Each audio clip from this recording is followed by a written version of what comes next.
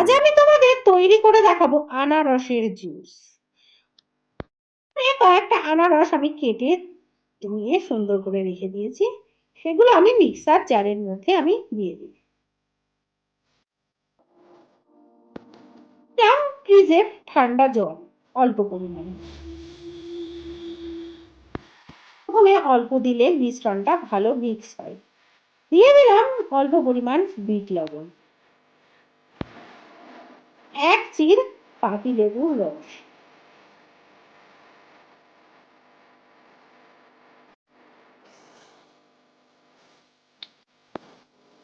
দিলাম অল্প একটু গোলমরিচের গুঁড়ো।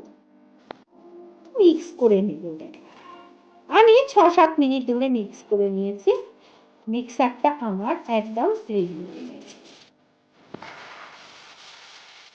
দিয়ে দিলাম আরো কিছু ফ্রিজের ঠান্ডা জল এর মধ্যে দিয়ে দিলাম। আবার এটাকে মিক্স করে নিচ্ছি।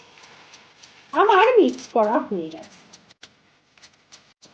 আমার মিশ্রণটা একদম রেডি হয়ে গেছে। আমি সার্ভ করে দিচ্ছি। ঠান্ডা কিন্তু ছেঁকে নেব না, সেই জন্য একটু বেশিক্ষণ ধরে আমি এটাকে মিক্স করেছি। দিয়ে দিলাম অল্প কিছু বরফের টুকরো। এর মধ্যে কোনো চিনি ব্যবহার করিনি, কারণ আনারসটা এমনিতেই মিষ্টি। তবে তোমরা যারা একটু মিষ্টি ভালোবাসো তারা অবশ্যই একটু চিনি ব্যবহার করো। তোমাদের ভিডিওটি ভালো লাগলে অবশ্যই লাইক ও শেয়ার করো, আর নিচে সাবস্ক্রাইব করে দাও, আর পাশের বেল আইকনটিতে ক্লিক করে দাও। কমেন্ট বক্সে লিখে জানাও তোমাদের মতামত।